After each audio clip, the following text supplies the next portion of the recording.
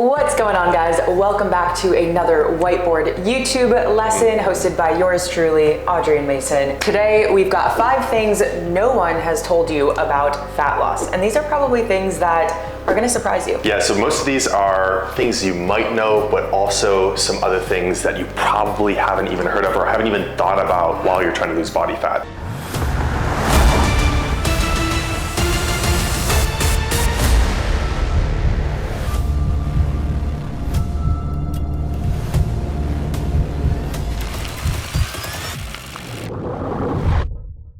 Number 1, you will be hungry. This is a hard one to sit with, and oftentimes it's why a lot of people aren't super successful when it comes to fat loss, because it feels weird to ignore your hunger. And it doesn't mean that you should be starving 24/7, but it does mean that there's gonna be times where perhaps you already hit your daily targets, you already hit your nutritional goals, and you're still hungry. And that is a part of the physiological side effects, essentially, of being in a dieting phase. It is to be expected. So if you're experiencing hunger, just know that it's not something to be alarmed of. Most of us are going to eat until maintenance, and that's why oftentimes it's really hard to lose body fat unless we're tracking. And again, you will be hungry, but you shouldn't be starving. That's why it's important to not just like crash diet while you're trying to lose body fat, because hunger for most people becomes unfathomable. Yeah. Right?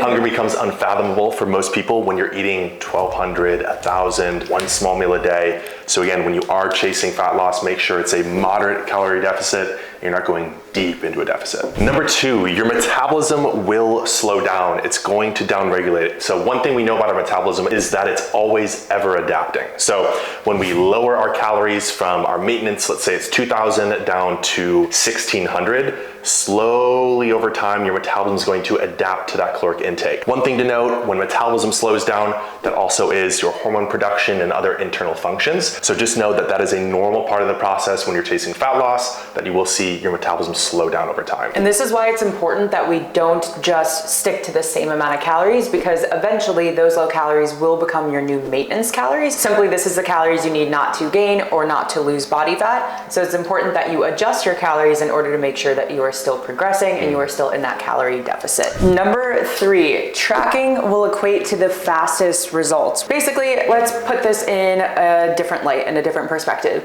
If you are trying to save money, right? You're gonna wanna know how much are you spending, what does your budget look like, how much you have to work with, right? And what gets measured gets improved. So same thing goes for our nutritional targets. It's important that we have a good understanding of what our needs are and ultimately what targets we need to hit daily. Otherwise, we're just kind of blindly aiming. So when we are tracking, we can ensure that we are in a calorie deficit versus just eating healthy. You could still be over consuming calories, therefore taking yourself out of a calorie deficit. And what we know about losing body fat is you must be in a calorie deficit. There's no way around that. Yes, and to reiterate what Audrey said here as well too about eating healthy but not seeing results. We hear that so often where women or even men, they're saying, you know, I'm eating whole foods, I'm eating protein, I'm eating good carbs, but I'm not seeing the results, right? So like we said, what gets measured gets improved. If you're not tracking, you don't have the ability to complain about the results you're not getting because you don't know what you're even putting in your body every day. Number 4, this one is an interesting one. You're not gonna have support from everybody. If you're somebody who comes from a friend circle or family that isn't necessarily very healthy, they're not health conscious, they're not tracking their food, they're not training properly, they're not trying to pursue fat loss. When you go and change and bring in new habits and start doing new things to reach some of these fat loss goals that you have, the people around you are gonna be shooken up by that a little bit. Some people will support you,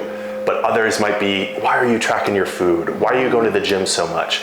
Why do you care about getting 8 hours of sleep? Why are you trying to meditate in the morning? Don't do that stuff. Yep. People see you start to change and it makes them uncomfortable. Just know that it's part of the process. It's not like you're gonna have to let all your friends go or you're gonna have to outgrow people, but there will be some people that you will. And that's okay. And you have to set some good boundaries for yourself, because ultimately if you continue to people please and you continue to fit in the confines and in the constructs of what everybody else wants you to do, you're gonna continue to find yourself in the same place year after year. So you have to kind of set those hard boundaries and have those hard conversations. Otherwise, you're not gonna really get anywhere. It's uncomfortable. Just enough real estate to get that in there.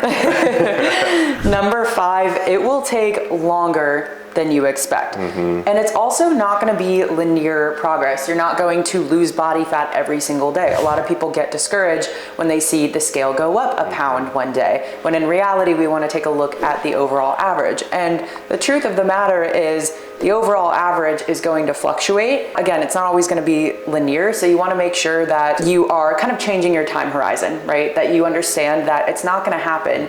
Losing 20 to 30 pounds is not gonna happen in a month's time. It's not gonna happen in 2, maybe even 3 months' time. And in fact, it might not even happen in one fat loss phase or in one dieting phase, because we know we wanna take it in seasons if you've been following along in our channel for a good bit of time here. So it's super important that you understand, this could take 4 to 5 months, right? Typically after that, you can start to see some diminishing returns, but don't expect that you're gonna get from A to Z in a month or two's time. To iterate with that, like what you think might take you 6, like we were saying, could take you 10 or 12. And the reality is, and I want you guys to take this little nugget away, nobody's gonna give you a trophy for losing weight in a short period of time, right? And it's not gonna matter to you in the end, 5 or 10 years from now, whether it took you 6 months or it took you 14 to get the exact results that you want, as long as you're able to keep them. Yeah. So just know that if it takes a little bit longer, cool.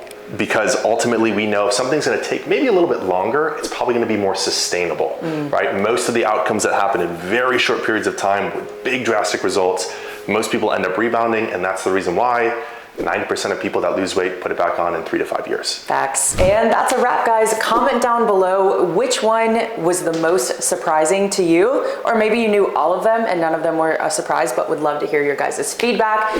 Thank you guys so much for tuning in to today's video. If you liked this, if you found it helpful, please be sure to share it with somebody. Please be sure to give us a thumbs up, subscribe to the channel if you haven't already, and we will catch you guys in the next YouTube video. Peace.